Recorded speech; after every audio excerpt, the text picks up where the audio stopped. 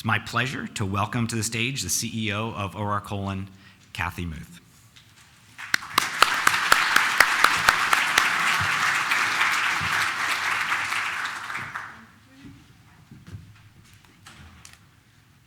Well, thank you so much. It's an incredible honor for me to be here in front of you today. My father, more than 40 years ago, also presented to this group when he was director of right-of-way for the state of West Virginia. So for me to follow in those footsteps is just very moving for me. It was so great to see all of you last night at our reception. I don't know if you realize, but we have been a sponsor or co-sponsor of the welcome reception here at AASHTO for the past 30 years, and actually longer than that. That's the period of time that I've been involved. And this is actually my 30th conference, so I just would like to see by a show of hands, has there been anybody else in the audience who's attended that many AASHTO conferences? Probably Lisa Barnes back there has her hand up. I think.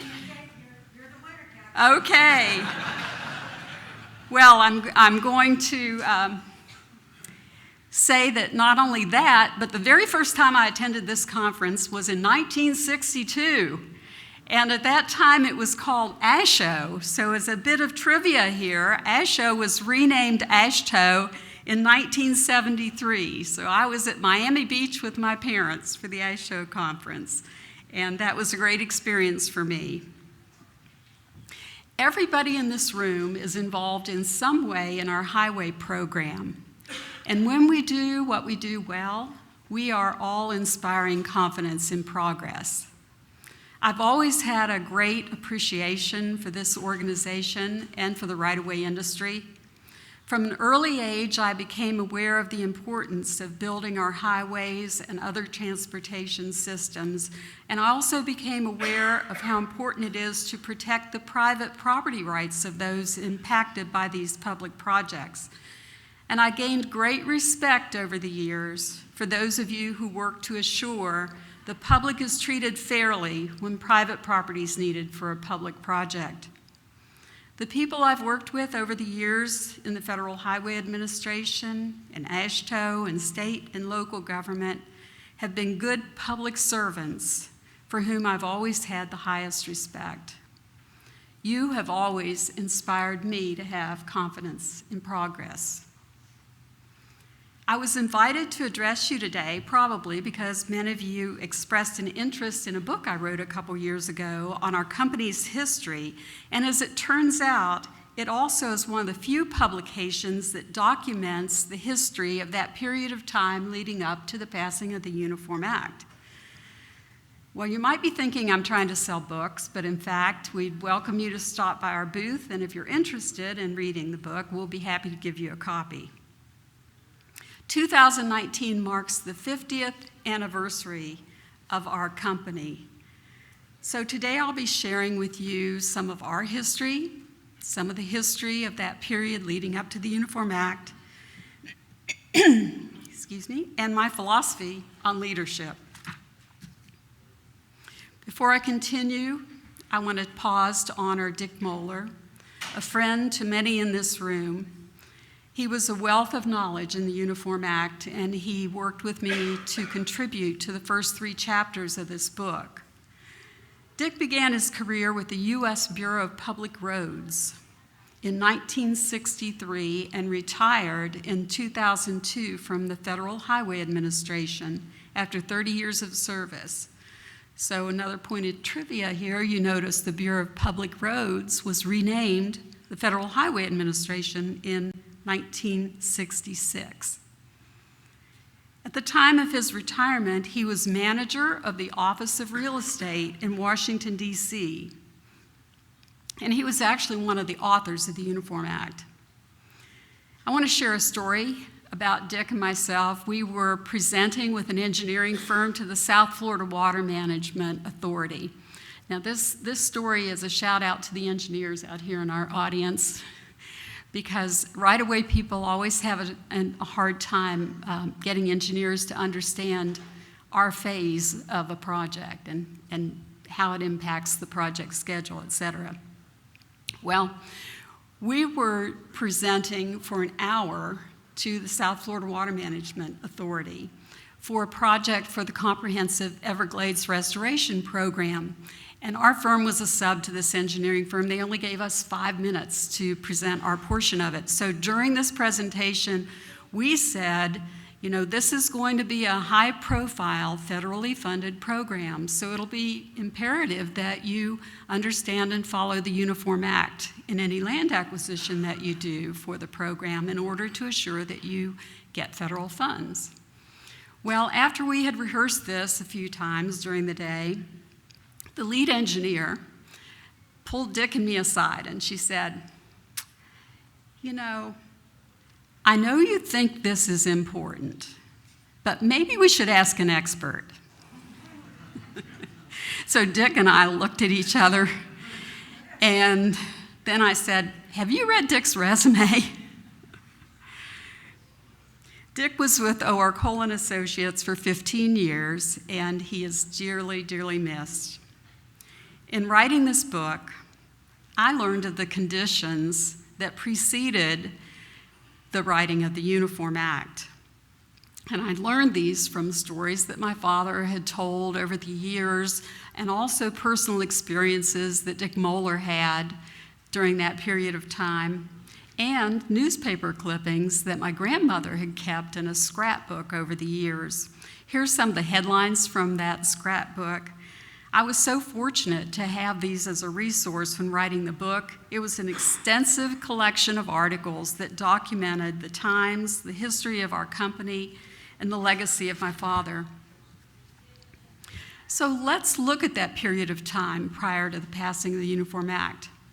You know, the first president to suggest and want to have an interstate highway system was Franklin Delano Roosevelt. In 1938, he proposed 3 east-west routes and 3 north-south routes as the first interstate highway program. But the Depression did not allow him to have funding for any initiative of this kind.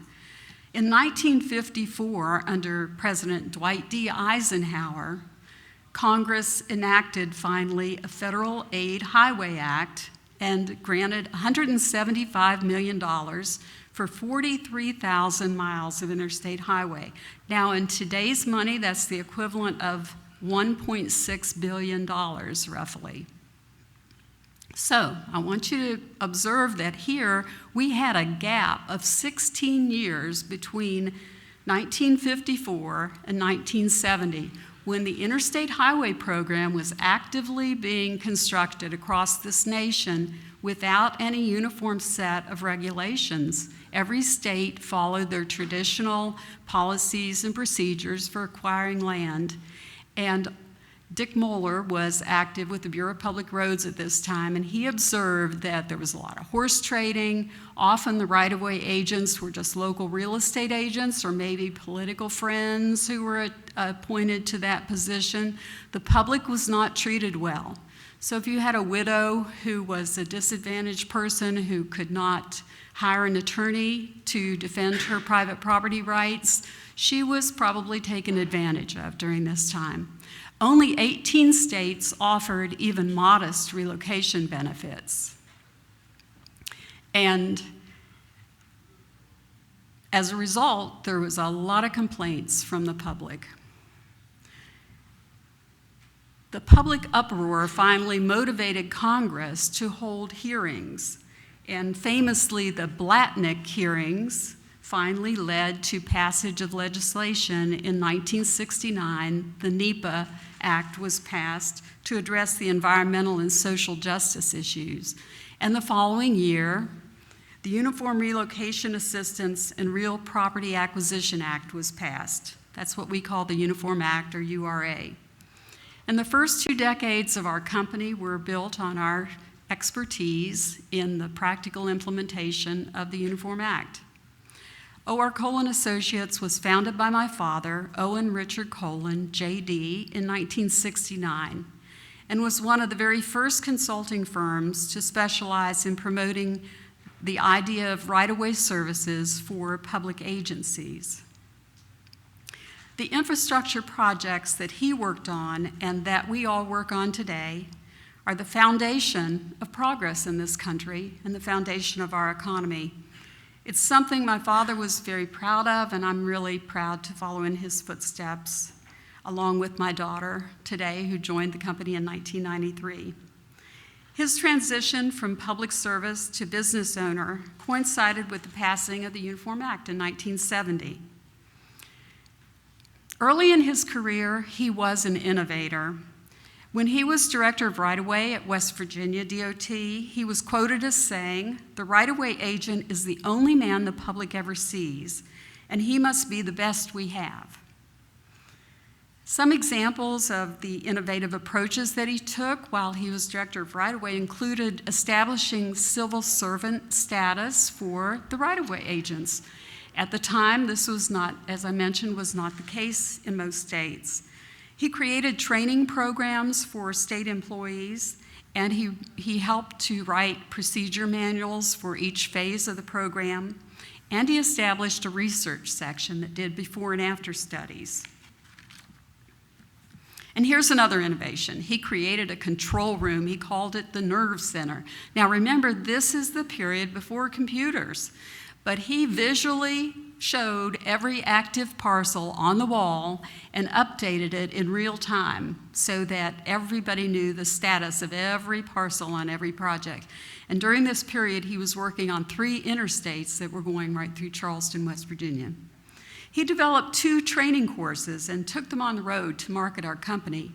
A gifted teacher, he would use clever ways to teach some abstract concepts like partial takings. So in the classroom, he would invite a student to come to the front of the room, and that student would have on a lovely silk tie. So he would ask the class, "Well, what do you think this tie's worth?" And the class said, $5. Of course, remember, this is 1970. So then he would take out a pair of scissors and cut off the bottom of the tie. And I see someone who remembers, was in a class and saw this happen. And then he would ask the class, "What do you think the tie's worth now?" So this was his way of teaching the students how a property owner feels when we just take a part of their property. So he was a very effective teacher. My father promoted and pioneered the concept of using consultants for the right-of-way phase of highway programs. This was a period before privatization and use of consultants was as prevalent as it is today. In fact, he reasoned that it made sense to use these experts to come in just for the right-of-way phase, and then the State Highway Department didn't have to put them on full-time and offer retirement benefits, and it was a cost-effective option for the public partners. His very first contract was with the Florida DOT when they received a federal aid ineligibility notice in the amount of $50 million. So in today's money, that's about $315 million. And this brought the construction of I-95 between Broward and Palm Beach counties to a complete halt. So Florida reached out to my dad, knowing that he had just retired, state right-of-way director, and was known to have some expertise in the Uniform Act, and asked him to come help them solve this problem and recover these federal funds so they could get back on track. Well, he did. He took a look at what they were doing and found that the appraisers were not trained to appraise under the Uniform Act. They were not documenting their files properly. So he made those corrections. He actually, he trained a group of appraisers in just 6 months. Wouldn't it be nice if we could do that today? And they became appraisers who stayed with the state then long-term and helped with the interstate highway program. So in this success, he was able to establish himself as a problem solver. So this is an article from a Florida newspaper at the time that he was hired. It says he was hired for $120,000 to come in and solve this problem. And Florida's acting Secretary of Transportation noted that O.R. Colan Associates was the only right-of-way consultant working with the highway department, and he was quoted as saying, "There has to be a first for everything." So this has always been part of our company lore. Over the next 2 decades, we not only worked on highways, but also airports, flood mitigation, and other projects. We grew to a company of 65 employees. And suddenly, all that changed in 1989 when my dad had a massive heart attack. The company's leadership fell to me as the majority stockholder. He left no will, no succession plan, and 1 week later, our bank canceled our line of credit. I had to use the one life insurance policy I had in the amount of $50,000 to make payroll.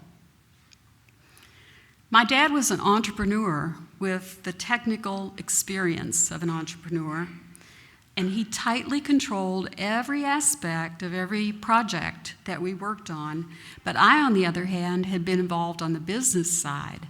I recognized that I didn't have the same level of technical expertise that our managers had, and I recognized we had several managers with more than 10 years of experience at that time. So I empowered them, called them our senior managers. They became my leadership team. Now, the decision to give them this additional authority that the founder of our company wasn't willing as an entrepreneur to do was really a great business decision for us because they were ready for this level of authority, and it worked out great for our company.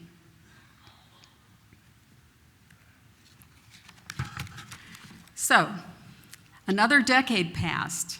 We reached 100 employees, and I realized that I was wearing too many hats. It was time for me to put in place a professional level management team. So I began to do that in 2000. I hired an HR professional, a CFO, and I promoted Steve Toth, who was one of our senior managers, to be our chief of operations. And I'm proud to say that last year we made him president of our organization. Our senior management team was now in place and ready for the challenges ahead of them. And then the Great Recession hit. So instead of growing the company, the first challenge that our leadership team faced was downsizing the company. When the recession hit us, we very swiftly went from 140 employees down to 84 employees. And then after the recession, we bounced back pretty quickly and experienced a period of accelerated growth. But you notice here in yellow on my slide, I emphasize that we hit a plateau. And so I wondered, why did we stop this accelerated growth that we were having after the recession? And I had an aha moment. I realized there was a point of constraint within our organization that was not going to allow us to grow beyond this size.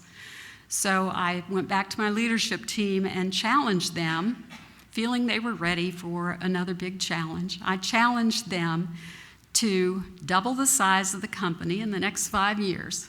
Let's see what we have to do to get growing again. We call this our 2020 vision.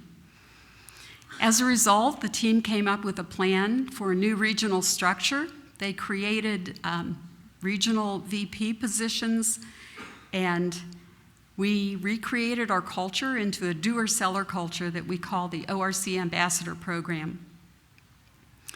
Further, we diversified and expanded. We hired Richie McNally as VP of our utility division in 2014, and this year we started a new division for disaster planning, response, and resiliency.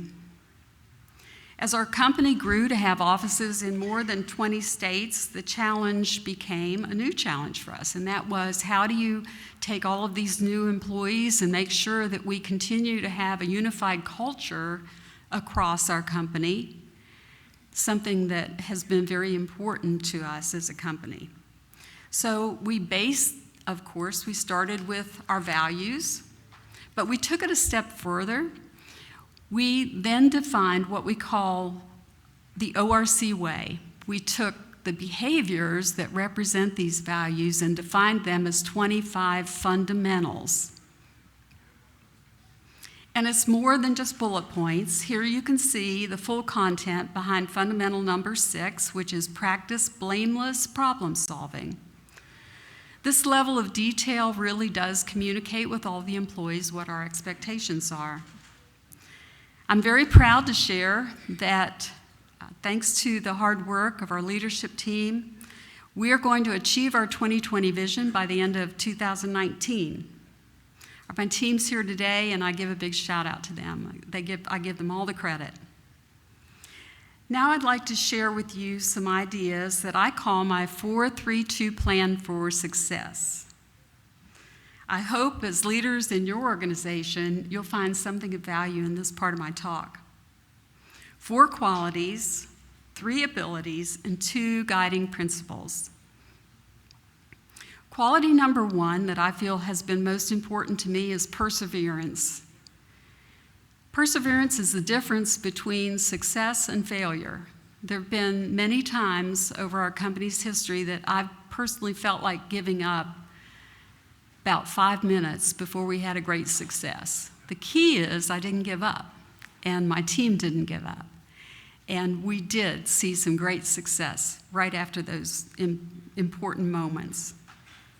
The second most important quality for me has been optimism.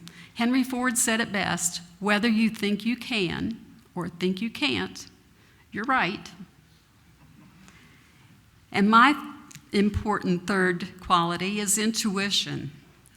You know, there's so much information out there, more and more every day, and it comes at us so fast, and it changes every day, and it contradicts the information you got yesterday, etc. So you have to be able to make decisions without having all the data that you'd really like to have in front of you before you make that decision. I believe a timely decision is more important than a perfect decision in many instances. Forbes Media actually recently had an article that reported that intuition is the highest form of intelligence. So for the women in the audience who know that women are really good at being intuitive, that gives us a little plus. The fourth quality that's been important to me is empathy. People skills are the most important skills you can have in business because most of the problems you're going to face are people problems. The technical problems are actually easier to solve many times than the people problems. A good leader will always take responsibility when things go wrong and give credit to their team when things go right. The 3 abilities that have been important to me are the ability to accept responsibility, the ability to accept risk, and the ability to focus on the future. A leader must have patience and vision to focus on projects that won't be completed for many years. And the 2 guiding principles that have been important to me are never make a decision based on fear. So if you're thinking about a way forward, but you're afraid it might not work, just stop and rethink if you hear or think that word fear. Because many people, most people, don't accomplish even a part of what they're capable of because they're afraid of failure or afraid of the cost or afraid of what people will say, or maybe they're even afraid to succeed.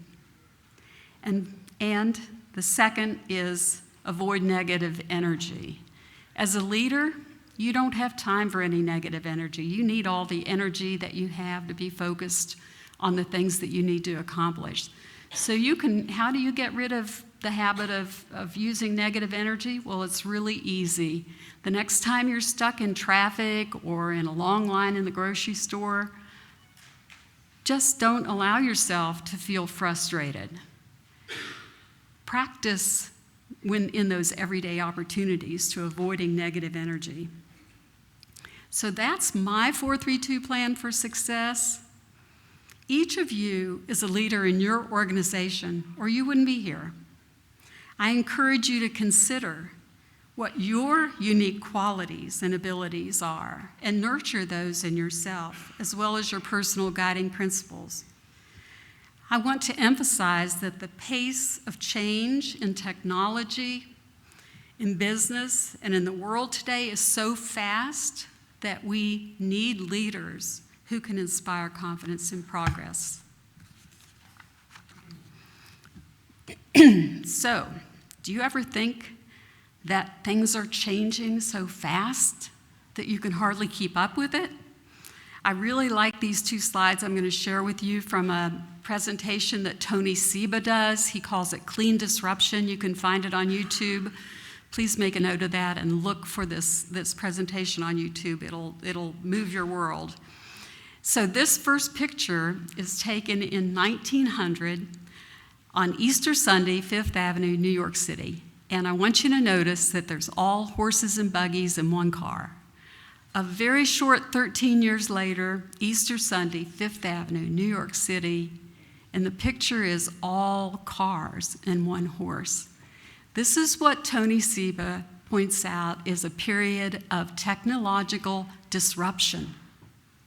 And he goes on to say that we're in a period of clean disruption now, where we have disruption in both energy and transportation. We're definitely in a period of fast-paced change, and more than ever, we need leaders who can inspire confidence in progress. We're so proud that we've been able to be part of this organization and part of building our nation's infrastructure for the last 50 years. We're excited about what we've been able to contribute. We're celebrating, of course, our 50th this year, and we're looking forward to the next 50 years. It's going to be an exciting, potentially awesome time for everyone in this room. Thank you so much for inviting me to speak today, and have a great conference.